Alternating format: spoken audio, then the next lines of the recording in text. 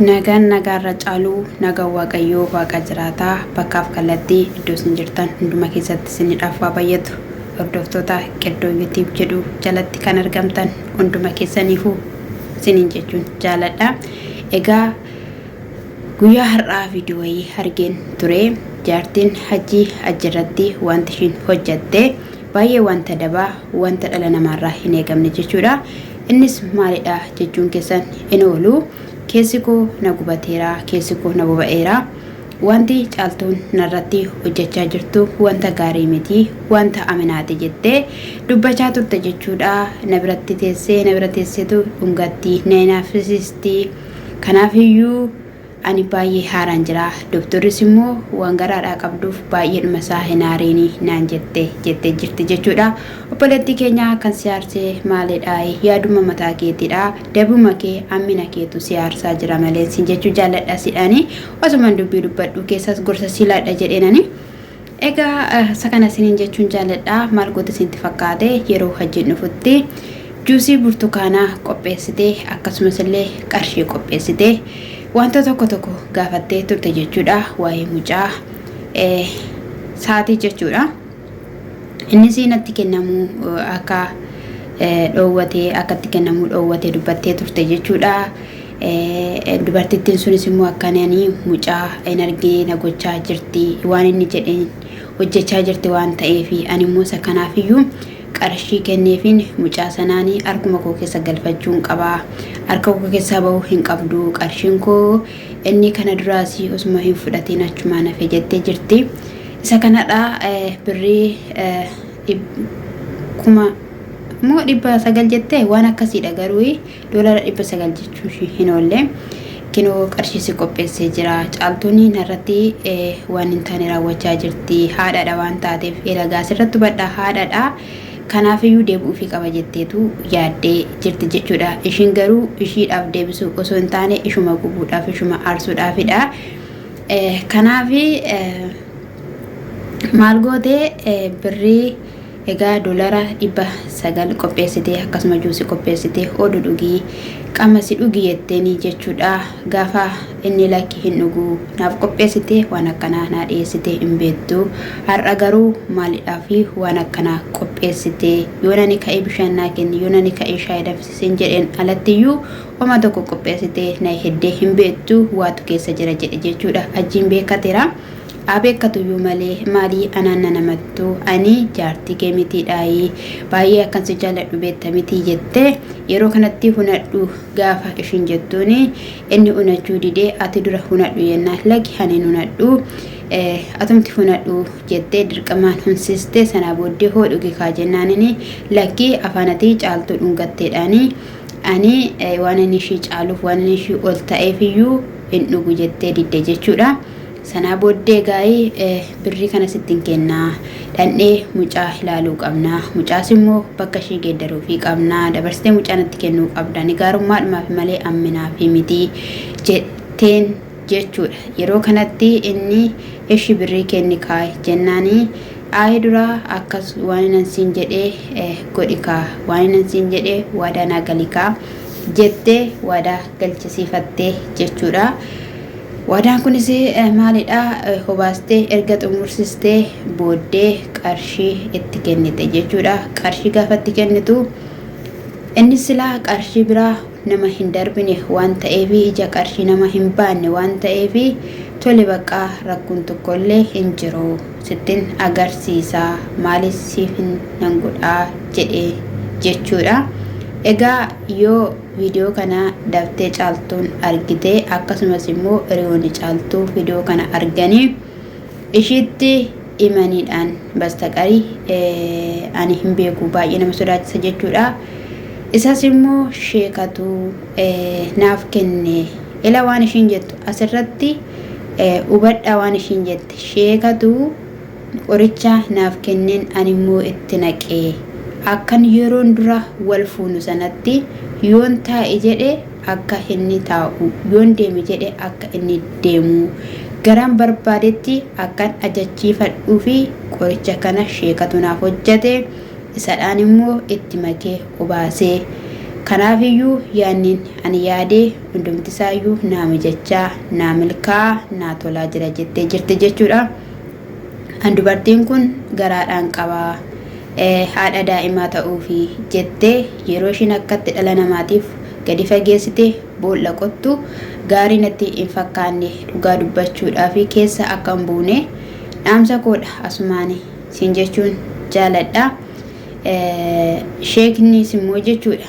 Sheekni tokko qoricha aminaa ni hojjetaayi maaliidhaaf kuni waan akkasiinaaf hojjedhu gaafa jedhamu maaliidhaaf hojjetamee qorichi kuni dhala kanatti yookiin immoo dubartii kanatti kennamuu malee yeroo baay'ee hin dhaga'ama jechuudha. Hojii xonqalinnatiin kan hojjetanii isayyuu qaallichoota warra ta'anii wantoota garaagaraa warra ta'antu waan akkanaa hojjetee afuura amaatti kan hojjetan tolcha garaagaraatti kan hojjetantu qoricha akkanaa qopheessee qarshii fudhatanii dhalootatti hiranii waan baay'ee waan namni jedhe sanatti hojjeta jechuudha. Ani kana dura akka carraa ta'e jechuudha biyya keenya keessatti nama qabeenya baay'ee beekamaa ta'e tokkotu jira. Baay'ee beekamaa jechuudha biyya akka Hokkoodha.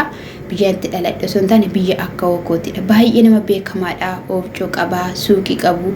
Bakka qabeenya isaanii isinitti himuu hin danda'u. Guyyaa tokko keessaa guyyaa tokko kudhaama hidhata namni kuni mormatti hidhata osoo hin taane kudhaama baateetu deema jechuudha kiisisaa keessatti.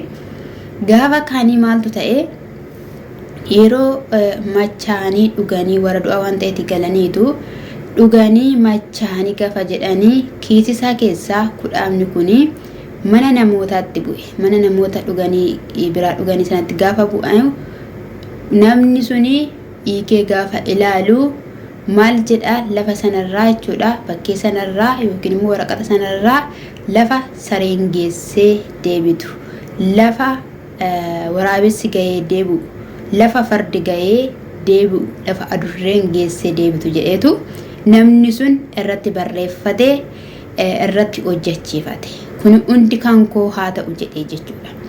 Gaafa beekamu biyyi muluun biyyaa dhalate biyyi muluun nama sana xireeffattee namni sun biyyaa bahee hojii isaatiif jedhee biyyaa bahee suuqii baadiyyaa keessatti jechuudha. Mooraa isaa keessa suuqii iddoo lamatu jira. Iddoo tokko isa dhugaati isa dhugaa intalli isaa naaf addoo jekkoo turte jechuudha. Intalli isaa naaf addoo jekkoo turte sirriitti nan beeka walitti dhufna waan ta'eef jechuudha. Sababii isheetiin qeessaanii nan naqaa orofaan qeessaanii namni muluun achitti wal gaha. Namni muluun eessaa bahee eessa achidha jechuudha achitti wal gaha jechuudha. Akka maggaa sanaatti ture kan isaan hojii hojjechaa turan jechuudha. Boodarra jechuudha warqee garaagaraa qabu qorqorroo sadii qabu hundi isaa bittinnaa'ee isaan gara magaalaa Ambootti galan. Gaafa gara magaalaa Ambootti galan immoo boqochuu hin dandeenye maqaa isaatiidhaan yaa ebaluu xonqaayii maa dhuftee gara magaalaa keenyatti kan jiran immoo dhagaatti guuraa turan jechuudha. Ishiin amma maaliifini waa'ee jaartii achi kanaaf hin kaase. Waa'ee ishiin jireenyuma namaati jettee kana hunduma dhamaatu fini maaliif akka ishiidhaa galuu dides waa'een caaltuu naaf hin galle. Caaltuun dhala ishii tokkittiidhaa fi dhala ishii dhalte sana tokkittiidhaa fi gatii kana muluu kaffalaa jirti. Gatii kana muluu baasaa jirti malee jireenya ishii faana barbaaddee miti jechuudha. Amma kanaafee caaltuudha jettee jirti jechuudha. Qoricha kana hobaasuudhaa fi kanaafiyyuu obboloonni caaltuutti sixxan bilbila ishii kan qabdan kallattii garaagaraan ishee argachuu kan dandeessanii akka carraa ta'e kan na hordoftan yoo jiraattaniitu ta'e obboleettii keenya kana osoodhuma akkuma dura hordoftoonnis jechaa jiranii barreessaa fi jiruun nan argaa koomentii jechuudha. Osoo mana sana keessaa baatee nagaan ishii waan hundumaa ishii caala waan ta'eef yoo nagaa qabaattee yoo sammuun ishii fayyaa ta'aate lafa yaaddes dhala ishii kanas argachuu dandeessi jechuudha. Lafa yaaddes immoo ga'uu dandeessi jechuudha. Kanarraatiidhaan kanaafee akka saree maraatutti gaafa ishiin oliif gadi kaattu akkasuma gaafa ishiin qophaa ishii haasoftu yeroo muraasaan booddee hin argina jettee jirti. Kinoo galata waaqaa tsoomnis baheera jettee jirti. Hojii koo itti fufaan jira. Kinoo akka jechaa jirti jechuudha. Hojii koo itti fufaa tsoomni baheera. Amma tokko wanta ta'u hin argitu. Gara milkaa'utti akka deemu hin argitu jettee jechuudha. Kunis maaliin xonqolchiifattee hojjechiifattee jechuudha. Ilaa waaqayyo waaqaa jiraataan jechuudha. hojii kee kana si harkaa bittimsuun siin jedhe sima harkaa bittimsu siif hin milkaa'in galma siif hin gahin innati yaadaa jirtu jechuudha. Namuma kamirrattuu namni amina namarratti yaadu hin milkaa'in lafa yaade hin gahin gufatee karaa taa'uuf dhugaa. Innaasa kanadha isiniin jechuun jaaladha. Akkasumas immoo ajjiin illee dhugaa jaaltu hundee yeroo darbe mucaa koo bira nageessi arguun qabaa yaadeera jettee waan baay'eetti dubbannaanii birrii fidi jedheeni birrillee akka isheen itti kenninaanii $500 jettee itti kenninaanii $500 kun na fayyadu kunuma tokko yuunaaf hin godhu jedhee ishitti bittimse jechuudha. Ishitti gafa bittimseedhu meeqa barbaaddaree jennaanii birrii $5,000 barbaada jedhee akkatti dubbate baay'een keessan argatanii jirtu jechuudha. Ishii kanallee $900 amanuu hin barbaanne yookiin immoo fudhachuu hin barbaanne. Anaaf kun maal faayidaa naa qaba jennaanii meeqa barbaaddaree ishiin jennaan $4,500 barbaada jennaan ammati feete siifan kennaa nan qaba rakkoon hin jiru jettee baay'ee jajjabeessaa baay'ee wani ta'aa jirti jechuudha. Kanaaf iyyuu egaa hunduma caalaa rabbii gaariidha. Ati maal akka ol keewwachaa jirtu maal akka facaafachaa jirtu namni kanuma facaase hammata waan ta'eef kana mulu tokko lama jettee akkati nyaattu shakki tokkollee eni qabu jechuudhani. Maaliif jennaan wanta hojjetan tokkoon argatu waan ta'eef jechuudha. Rabbii keetiin sodaachuu diddeetta dhala keessa garaa kee keessa jiruuf illee sodaachuu diddeetta. Namni tarkaanfisaa yoo eeggate hojiisaa yoo eeggate gara milkaa'inaatti ce'uu mala malee hojii amanaatiin gara milkaa'inaatti ce'uu hin danda'u. Gara milkaa'inaatti namni kamiyyuu amanaan ce'uu hin danda'u. Dabarsees caaltuu harka keetti illaatu. Sin jechuun jaaladha sayyuu immoo ati immoo baafteeti maal godha sitti fakkaate gaafa si saaxiluudha as baate qorichaan itti godhee qoricha cheekni naaf kenneni itti godhe jettee onlaayinatti baatee dubbatte jechuudha. Kuniyyuu isaaniidhaa fi fayyinadha maaliif namoonni sarganii itti muumalu waan ta'eef sin jechuun jaaladha. Akkasuma immoo hordoftoonni Qiddooyyuutiif meerre maatummaan keessan meerre jena jajjabeessuun keessan siniin jechuun jaaladha.